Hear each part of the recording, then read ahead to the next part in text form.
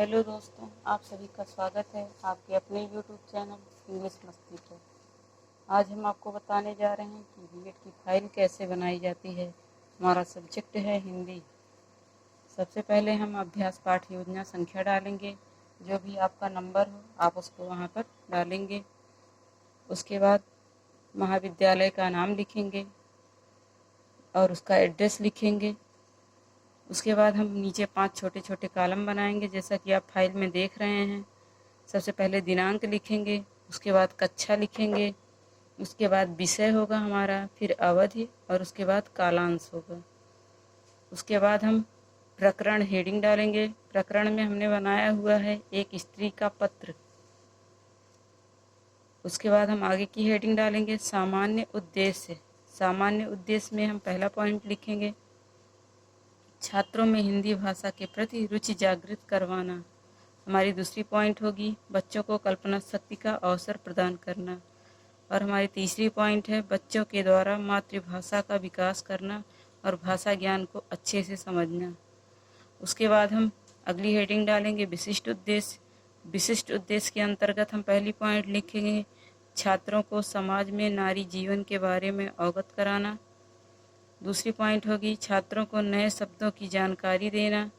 और हमारी तीसरी पॉइंट है छात्र को समाज में हो रहे नारी जाति के शोषण और दर्द को मार्मिक ढंग से बच्चों को अवगत कराना। हमारी आगे की हेडिंग होगी सहायक सामग्री। सहायक सामग्री में जैसा कि हमने लिखा है चाक, डस्टर, लपेट शैम्पू। उसके बाद हमारी आगे की हेडिंग होगी शिक्षण विधि। शिक्षण विधियों में हमने 3 विधियों को लिया है। सबसे पहले प्रश्नोत्तर विधि, दूसरा व्याख्यान विधि और तीसरा प्रदर्शन विधि। उसके बाद हमारी आगे की हेडिंग है पूर्व ज्ञान। पूर्व ज्ञान में हम लिखेंगे छात्रों को एक स्त्री का पत्र की सामान्य जानकारी है। उसके बाद हमारा आगे की हेडिंग होगी प्रस्तावना प्रश्न। प्रस्तावना प्रश्न में हम जैसा कि 3 कॉलम बनाते हैं वैसे ही हम यहाँ पर 3 कॉलम बनाएंगे। सबसे पहले क्रम संख्या, दूसरा छात्राध्यापक कथन, तीसरा छात्र छात्रा कथन।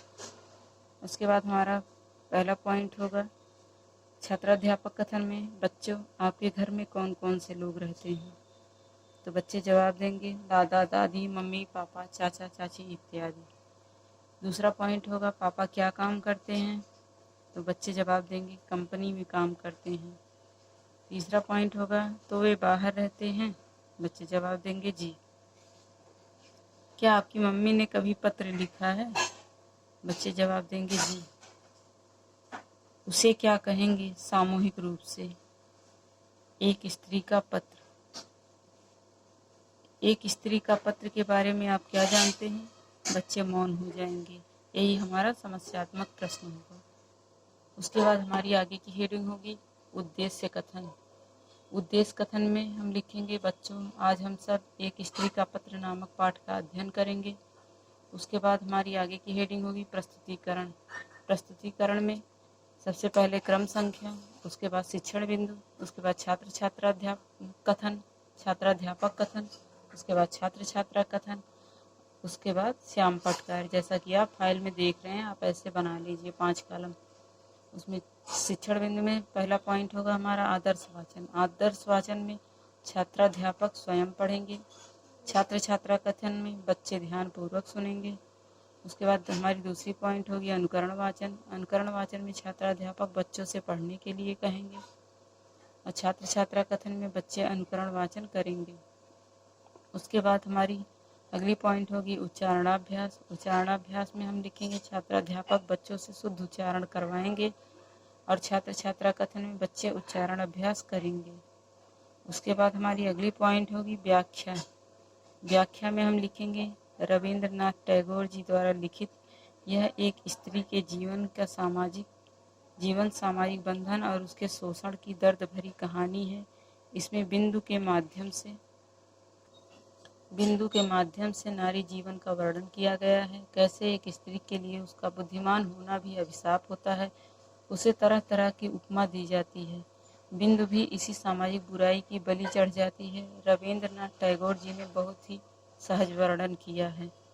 उसके बाद हमारा आगे का हेडिंग होगा बोध प्रश्न। बोध प्रश्न है मेरा पहला प्रश्न है एक स्त्री का पत्र किसकी रचना है।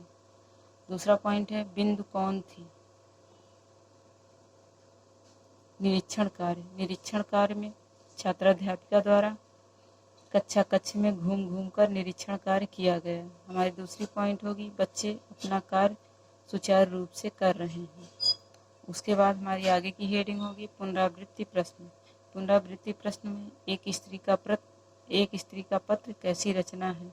इस पाठ में किस सामाजिक बुराई का वर्णन किया गया है। बिंदु ने अपनी जान कैसे दी। हमारा लास्ट हेडिंग होगा गृह कार्य। गृह कार्य में आप लिखेंगे बच्चों आप सब पाठ को अच्छे से पढ़कर आएंगे और लेखक का नाम भी याद करके आएंगे। दोस्तों अगर आपको हमारा वीडियो अच्छा लगा हो तो प्लीज़ लाइक करें, शेयर करें, सब्सक्राइब करना ना भूलें। धन्यवाद।